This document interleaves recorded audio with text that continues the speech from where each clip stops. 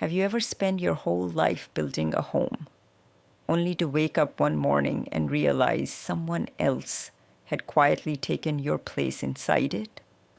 Have you ever stayed silent because you loved your family, even while they slowly forgot whose house they were living in?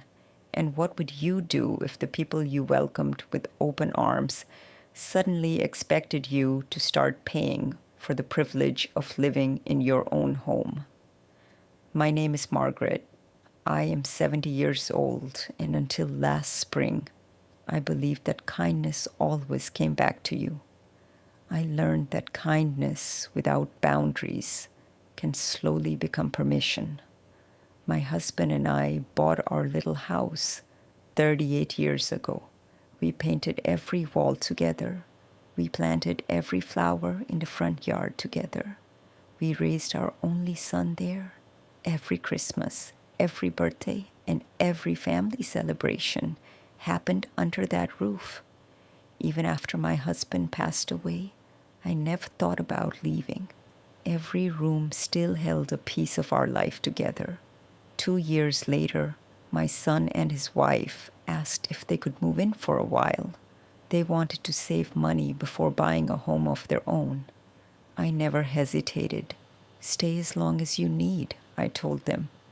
This house is always open to family.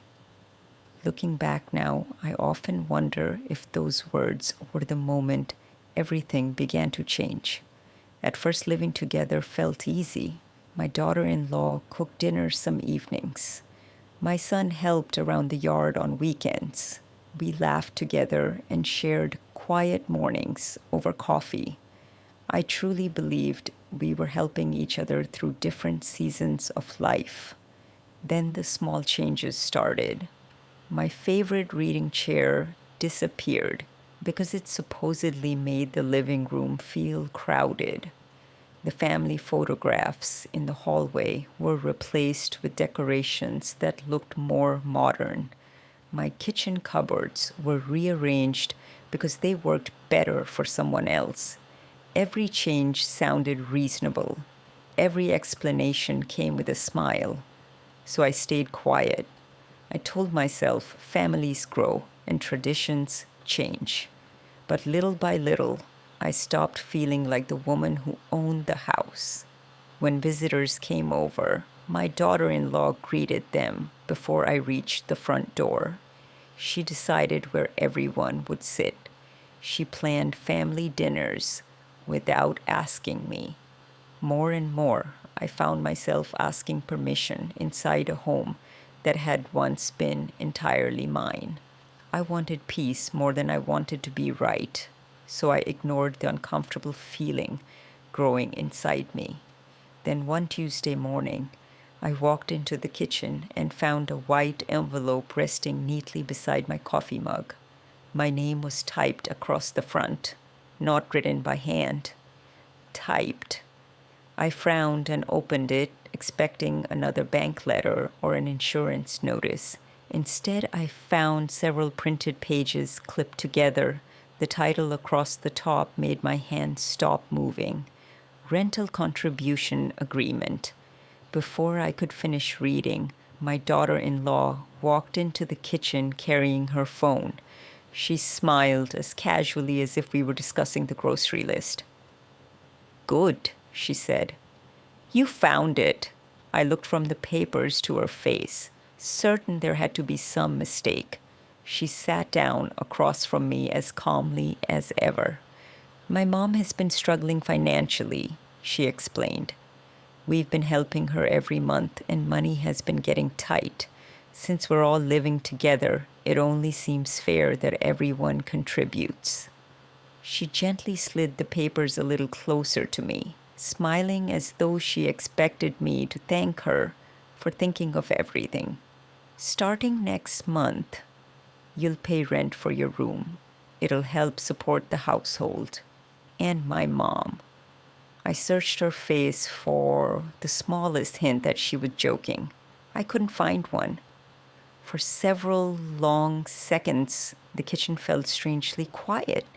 Then I carefully folded the papers, slipped them back into the envelope, placed it on the table between us, and said nothing at all.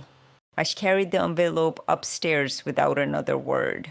Behind me, I could hear my daughter-in-law moving around the kitchen as though nothing unusual had happened. She didn't follow me. She didn't apologize. She seemed completely certain I would read the agreement, sign it, and life would continue exactly as before. I closed my bedroom door and sat quietly on the edge of my bed. For a long time, I simply stared at the papers resting in my lap. My name appeared beside empty spaces, waiting for my signature. There was even a monthly payment listed at the bottom. It wasn't the amount that hurt. It was what that number meant. Somehow, after 38 years in the home my husband and I had built together, I had become someone expected to pay for the right to sleep in my own bedroom. I kept asking myself if I had misunderstood something. Maybe they wanted help with bills and had simply chosen the worst possible way to ask. Maybe this was nothing more than a thoughtless mistake. I wanted to believe that because the alternative was far more painful. Later that evening, my son came home from work. I waited for him to mention the envelope. He didn't. We sat through dinner talking about the weather in his office as though nothing had changed. Finally, I looked at him and quietly asked, "Did you know about the agreement on the kitchen table?" He stopped eating for a second before lowering his eyes. "Yeah," he answered softly. "We talked about it last week." I felt something sink inside me.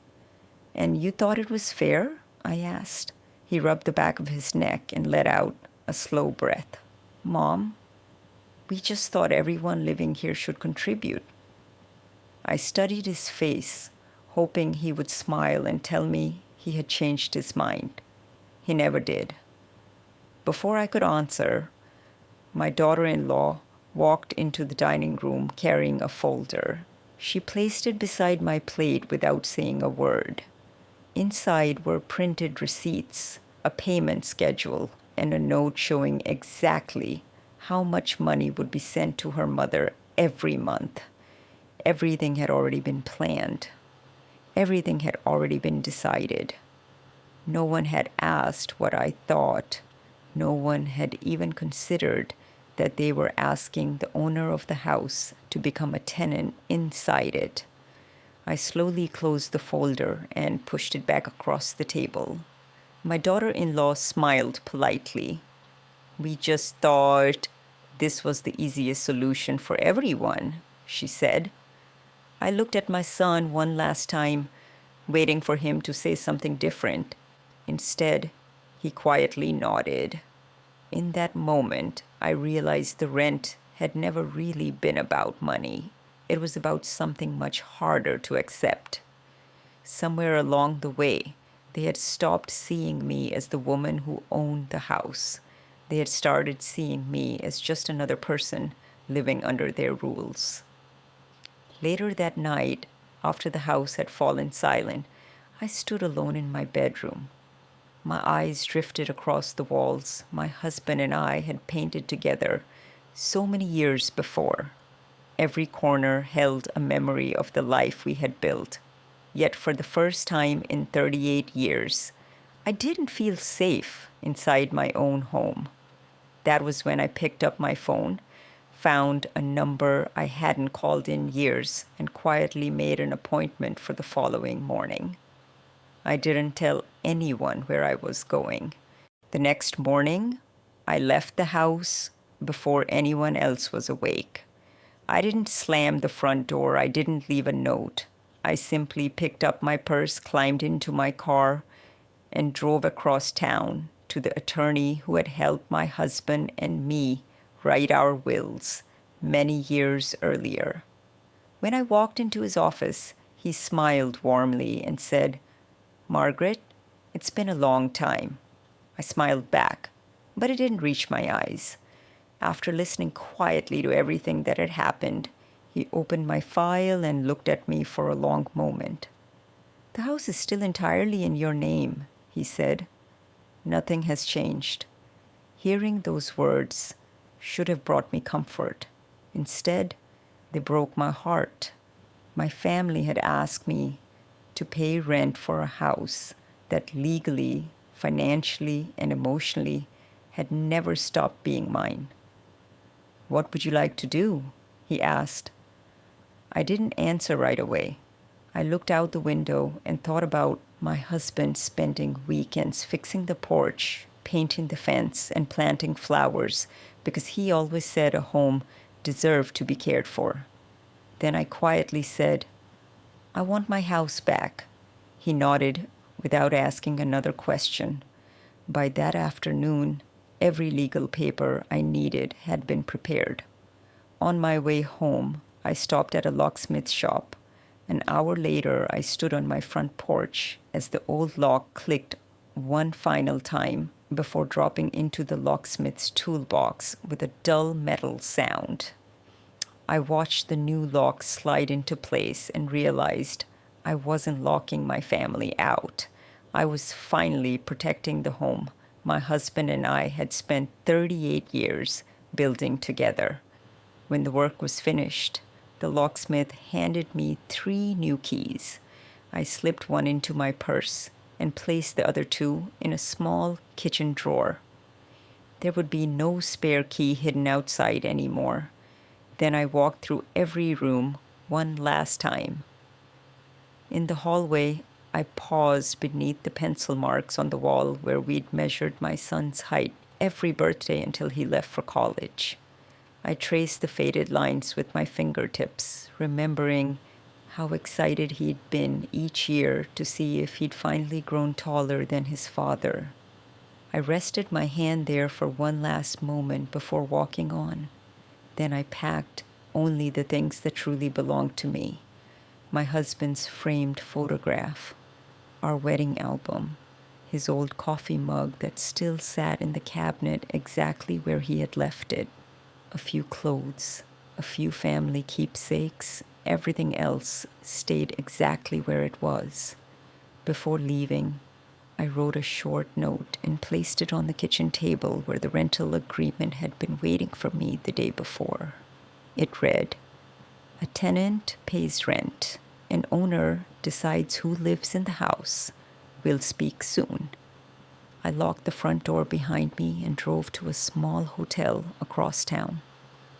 Late that afternoon, my phone began ringing. First my daughter-in-law, then my son, then both of them again. I watched every call appear on the screen without answering. A few minutes later, the text messages started. "Mom, where are you? Why won't the front door open? Did something happen?" I read every message in silence. Then one final message appeared. It was from my son. "Mom, did you change the locks?" I looked at the screen for several seconds before setting the phone back on the bedside table. For the first time in years, the key in my son's pocket no longer opened my front door. The next knock wouldn't be from family returning home. It would be from people asking for permission to come back inside. The knock came the following afternoon. Slow, careful, almost uncertain. I already knew who it was before I looked through the window beside the front door. My son stood on the porch with my daughter-in-law beside him. Neither of them looked the way they had the morning they handed me the rental agreement. My son's shoulders were slumped. My daughter-in-law kept twisting her hands together without realizing it. I opened the door, but I didn't step aside. For several long seconds, none of us spoke. Finally, my son broke the silence. "Mom, can we come in?" he asked quietly. I looked at the new lock for a brief moment before meeting his eyes again. "You can come in," I said, "as guests." Neither of them argued. They quietly followed me into the living room and sat exactly where I invited them to sit. The silence between us felt heavier than any argument could have. My son looked around the room, before speaking again. "The utility company called this morning," he admitted. "Then the insurance office. They kept asking for you. That's when I realized every account was still in your name. Didn't know you were paying for everything." I said nothing. He swallowed hard before continuing. "I always thought we were helping you keep the house running." I gently shook my head. "The mortgage was paid off years ago," I replied. "But every property tax bill, every insurance payment, every repair, every broken appliance, every service call, I paid for all of it, even after both of you moved in." My daughter-in-law slowly lowered her eyes. My son looked genuinely confused. "I never saw any of the bills," he whispered. "No," I answered calmly, "because I never wanted you to worry about them."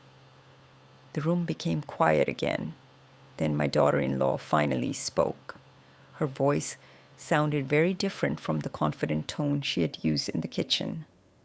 "I thought, since we were all living together, everyone should share the costs." I looked at her for a long moment before answering. "You weren't asking everyone to share the costs," I said quietly. "You were asking the woman who had already been paying for everything to start paying rent in her own house." She didn't respond. There was nothing she could say. My son slowly leaned forward and covered his face with both hands. When he finally looked up again, his eyes were filled with regret. "Then one day," he said softly, "it stopped feeling like we were borrowing your home for a while. I let us start acting as though it belonged to all of us."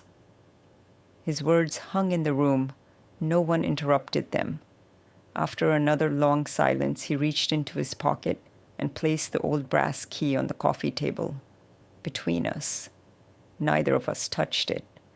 We simply looked at it. My husband had given that key to our son years earlier for emergencies.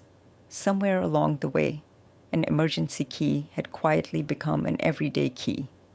I slowly looked at it before raising my eyes to my son. "Keep it," I said. He looked at me in surprise. "It doesn't open anything anymore." Another long silence settled over the room. Finally, my son looked towards the family photograph resting on the bookshelf, the one of his father smiling in front of the house they had built together. His voice almost disappeared. When he spoke again, "Dad always taught me to respect this home," he whispered. "I don't think he'd recognize the way I treated you." No one answered. We simply sat there while the little brass key rested between us. Hours earlier, it had been nothing more than a spare key. Now it rested between us like a quiet reminder that a door can always be unlocked, but trust has to be invited back inside. And as we sat there in silence, I realized something else. Changing the locks had been the easy part. Deciding whether I could ever trust them again would be much harder. A week passed before I heard from them again. This time, there were no demands, no excuses, and no carefully prepared plans waiting for me on the kitchen table. My son called only once. "Mom," he said quietly, "we know we don't deserve another chance, but if you're willing, we'd like to see you." I thought about it for 2 days before agreeing. When they arrived, they didn't come inside until I opened the door and invited them. That small pause told me more than any apology could have. For the first time in a long while, they understood that this was still my home. My daughter-in-law was the first to speak. She held a small envelope in her hands, but she didn't offer it to me right away. "I owe you an apology," she said softly. "The day I printed that rental agreement, my mother told me it made sense because everyone living in a house should help pay for it. I never stopped to ask myself one simple question: whose house it really was. I was so busy trying to solve one problem that I created a much bigger one. She looked down for a moment before continuing. I didn't just ask you for rent. I made you feel like you no longer belonged in the home you built. I am deeply sorry. My son didn't interrupt her. When she finished, he looked at me with tears in his eyes. I failed you, he admitted, not because I believed the agreement was right, but because I never questioned it. You spent your whole life protecting me, and when it was my turn to protect you, I stayed quiet. Dad would have expected more from me, and so should you. He reached into his pocket and placed the envelope on the coffee table. Inside was every dollar they had planned to charge me for rent. Tucked beside it was a handwritten note that simply read, "This was never yours to pay." I gently pushed the envelope back toward them. "Keep it," I said. "This has never been about money." We sat together for a while without speaking. The silence no longer felt cold. It felt honest. Finally, I looked at both of them and said, "If we're going to be a family again, things have to change. No more decisions about this house without me. No more treating kindness as permission. And no more forgetting that respect comes before comfort." They both nodded without hesitation. Neither of them tried to negotiate. Neither of them defended what had happened. They simply accepted every word. A month later, they moved into a small apartment of their own. This time, they didn't leave because I asked them to. They left because they finally understood that building an independent life was part of becoming responsible adults.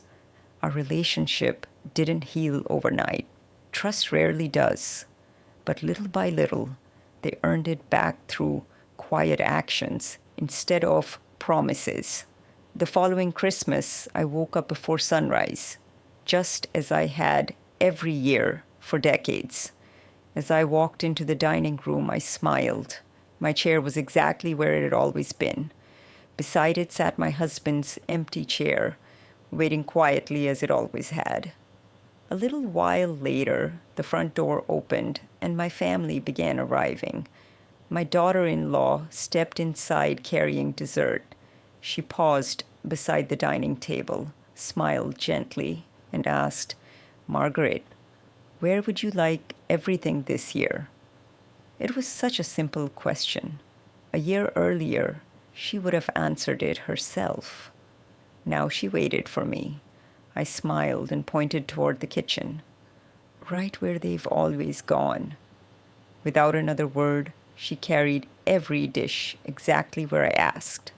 As laughter slowly filled the house again, I realized something my husband had understood long before I did. A home is never protected by locks alone. It's protected by the respect people bring with them every time they walk through the front door. And at that moment, for the first time in a very long while, my house finally felt like home again.